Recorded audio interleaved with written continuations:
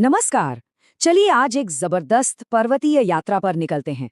हम भारत के उन विशाल पहाड़ों के बीच छिपे रास्तों को जानेंगे जिन्हें हम दर्रे कहते हैं। ये सिर्फ रास्ते नहीं हैं, इन्होंने इतिहास और संस्कृतियों को भी आपस में जोड़ा है। तो तैयार हो जाइए, हमारा सफर अब शुरू होता है। अच्छा, हम दर्रों के इस सफर पर तो निकल पड़े हैं, पर सबसे पहले ये समझना जरूरी है कि आखिर ये दर्रे होते क्या हैं। ये पहाड़ों के बीच सिर्फ एक खाली रास्ता भर है या उससे कहीं ज्यादा? चलिए इसी सवाल का जवाब ढूंढते हैं।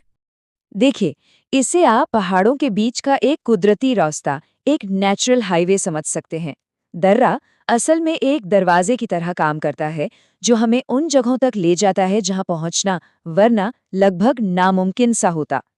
हमारा ये सफर हमें पूरे भारत में घुमाएगा, उत्तर की बर्फीली चोटियों से लेकर दक्षिण की हरी भरी पहाड़ियों तक। और इस यात्रा में हमारा गाइड होगी ये लिस्ट, जिसमें भारत के कुछ खास दर्रे शामिल हैं। हर दर्रे की अपनी एक अलग कहानी है। तो चलिए, हमारी यात्रा शुरू होती है उत्तर से, जहां महान हिमालय आसमान को छूता हुआ दिखाई देता है।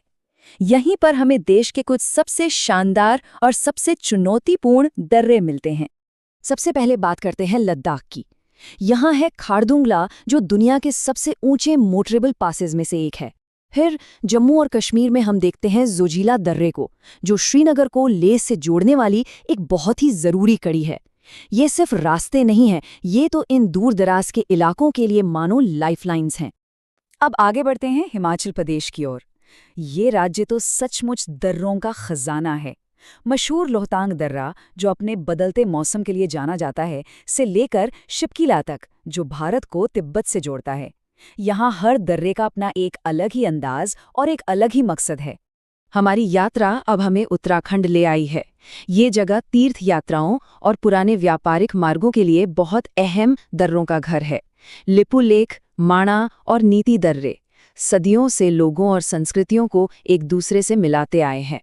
और हाँ, नेपाल सीमा के पास हमें मिलता है थोरोंगला, जो ट्रेकर्स के लिए एक मुश्किल लेकिन यादगार रास्ता है।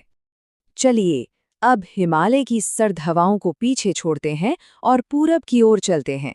ये वो इलाका है जहाँ हरी भरी पहाड़ियाँ और घुमावदार नदियाँ हैं। यहाँ के दर्रे एक अलग ही भूमिका निभाते हैं। ये पूर्वी भारत के प्रवेश द्वार हैं। सिक्किम में है नाथुला और जेलेबला। इन दो दर्रों का इतिहास बहुत ही गहरा है। ये कभी प्राचीन सिल्क रूट का हिस्सा हुआ करते थे, जो भारत और तिब्बत के बीच व्यापार का एक बड़ा जरिया थे। आज भी इनकी रणनीतिक अहमियत बहुत ज्यादा है। अब हम पहुंच गए हैं भारत में सूर्योदय की भूमि, अरुणाचल प्रदेश। यहाँ हमें दिहांग, बुमला और पांगसू दर्रे मिलते हैं। ये रास्ते न सिर्फ इस खूबसूरत इलाके को बाकी देश से जोड़ते हैं, बल्कि ये भारत और म्यांमार के बीच भी एक महत्वपूर्ण लिंक का काम करते हैं।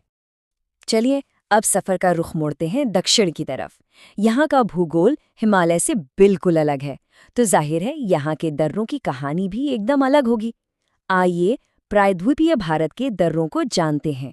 महाराष्ट्र के पश्चिमी घाट में हमें मिलते हैं थल घाट और भोर घाट। इन दर्रों को आप एक तरह से आर्थिक धमनी कह सकते हैं, जो मुंबई जैसे बड़े महानगर को नासिक और पुणे जैसे औद्योगिक शहरों से जोड़ते हैं। इनके बिना तो इस क्षेत्र में व्यापार थम सा जाएगा। और थोड़ा दक्षिण में चलें तो पालघाट और शेंकोट्टा दर्रे तमिलनाडु और केरला के बीच एक बहुत ही अहम गलियारे की तरह काम करते हैं। ये सिर्फ सामान और लोगों की आवाजाही को आसान नहीं बनाते, बल्कि दो अलग अलग संस्कृतियों के बीच विचारों और परंपराओं के लेन देन को भी बढ़ावा देते हैं। तो हमने पूरे देश के दर्रों की एक झलक देख ली, लेकिन सवाल ये है कि इन दर्रों की अहमियत सिर्फ एक रास्ते के तौर पर ही क्यों है? आखिर ये भौगोलिक रास्ते सिर्फ रास्ते से कहीं ज्यादा क्यों माने जाते हैं?